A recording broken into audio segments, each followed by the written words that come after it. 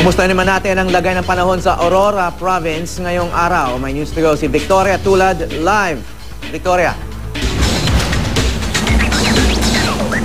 Hawi Mariz, mula kagabi hanggang ngayong umaga ay pabugso-bugso pa rin ang pag-ulan dito sa Dinalungan sa Aurora. Pabugso-bugso pa rin ang pag-ulan sa Dinalungan, Aurora. Pero laking pasasalamat ng mga residente na hindi ito ganoon kalakas at hindi na rin matindi ang hangin. Dahil patuloy pa rin nga ang ulan, agad na kinumpuni ng mga residente ang kanilang bahay. Karamihan sa mga tirahan dito kung hindi nilipad ang bubong ay nasira ang pundasyon. Ang ibang residente nakikitira muna sa kanilang mga kaanak at kaibigan. Hindi naman daw kasi nila kailangan pumunta sa relocation site lalo't nakalabas na nga ng Philippine Area of Responsibility ang bagyo. Inabutan ng GMA News na nag-iikot ang ilang barangay officials ng Barangay Poblacion Zone 1 para tiyakin ang kaligtasan ng lahat. Talagang napakalaki ng damage, ma'am. Meron kami ditong nakita, isang warehouse. Walang natira kahit ulo, kahit haligi. Bukas lang po yung evacuation center namin, ma'am. Malaki rin ang pinsala sa naturang barangay. Wasak na wasak ang maraming bahay. Ang iba, nabagsakan pa ng puno. Ang mga gamit ng ilang residente hinangin na sa kalsada. Hindi naman madaanan ang ilang kalsada dahil sa mga nagtumbahang puno. Wala ring kalaban-laban ang mga bubong nang tangayin ang mga ito ng bagyo. Ang bagong renovate na covered court na ito, kalunos-lunos ang sinapit. Halos walang natira sa mga bubong na mistulang nilamukos na papel. Ang ilang bahagi nito sa katabing puno na natagpuan. Ang headquarters ng Philippine National Police sa Barangay Poblacion Zone 1 hindi rin nakaligtas. Maging mga sementadong pader nawasak. Ang mga puno ng saging naman na mapagkakakitaan pa sana nagkandabali. Ayon sa mayor ng Dinalungan na si Tito Tubigan, kailangan nila ng tulong lalo na sa pagtatanggal ng mga nabuwal na poste at puno. Bukod sa mga landslide ay isolated din daw ang Dinalungan dahil sa taas ng ilog sa may Bungo Bridge. Isolated to. Nag-attempt kami, hindi kaya. Total destruction ang nangyari dito kay Labuyo. At hindi ko nga alam din kung paano magsisimula muli. Bali no less than 600 million ang damage to properties. Hawi Mariz, hanggang ngayon ay wala pa rin kuryente dito sa Dinalungan sa Aurora at dahil yan sa mga nagtumbahangang poste ng kuryente. Ayon sa mga residente, hindi nila alam kung kailan pa ito ay maibabalik pero kung minsan talagang inaabot ng 1 hanggang 2 buwan bago maibalik ang supply. Harak, Hawi Mariz. Yep. Victoria, so masasabi pa nating isolated ang Northern Aurora Province hanggang ngayon? Yes, Hawi, talagang isolated itong Northern Aurora Province dahil nga yung dadaanan natin papunta pa lang dito ay puro bundok na mula sa Baler 4 na oras ang pagitan natin. At yung mga dadaanan natin, napansin natin nung nagpunta tayo doon noong linggo ay talagang delikado. Kaya nung bumayo itong bagyo ay malamang na nagbagsakan yung mga lupa at yung mga bato. Hawi? So paano kayo nakapunta dyan ang crew ninyo? May mga mountain roads ba? May alternative routes ba na pwede pang madaanan ng mga residente?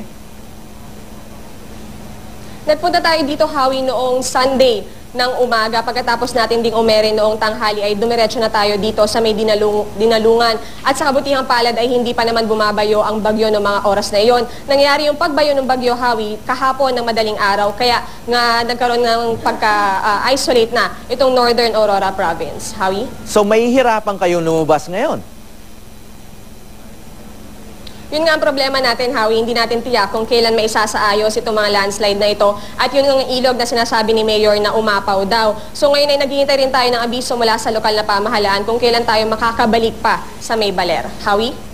So kapareho mo yung sitwasyon ngayon ng mga residente na hindi makalabas. Wala rin daan sa dagat kasi maalon daw, sabi ng governor kahapon. Pero hanggang ngayon ba, sobrang maalon pa ba yung dagat kaya hindi layag ang mga mangingisda at saka mga passenger boats?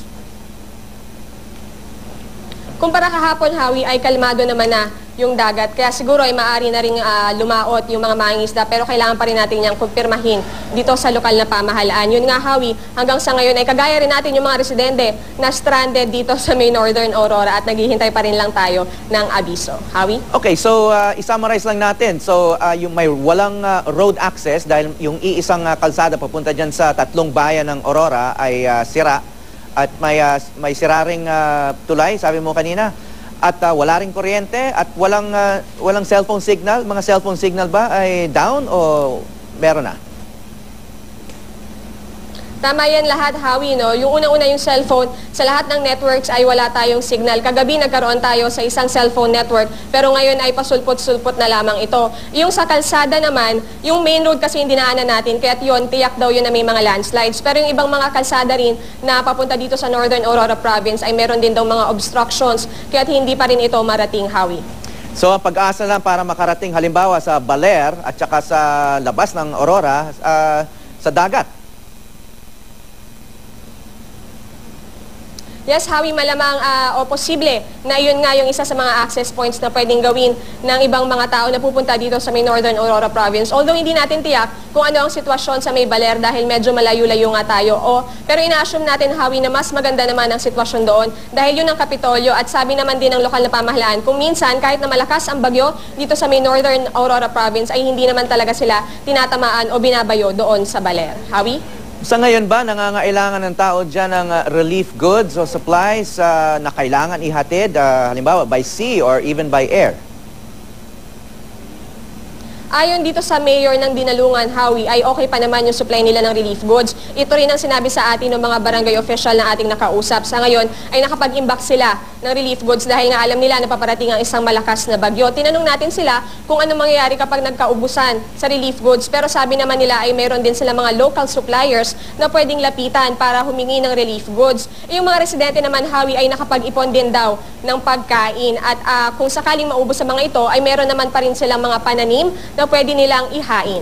Howie? Okay, one final question. Gaano katagal daw bago maayos yung kalsada para magkaroon ulit ng road access dyan sa Northern Aurora? Simula kahapon ng hapon, Howie, ay inaayos na rin ng lokal na pamahalaan itong mga kalsada para unti-unti ay matanggal na rin yung mga nagbagsakang poste at nagbagsakang puno. Pero dahil sarami na mga ito, ay hindi pa rin nila tiyak kung gaano katagal bago maklear yung mga daan. Siguro daw maaaring magtagal ito ng 1 hanggang 2 linggo. Howie? Okay, maraming salamat, Victoria Tulad. Mag-ingat kayo dyan.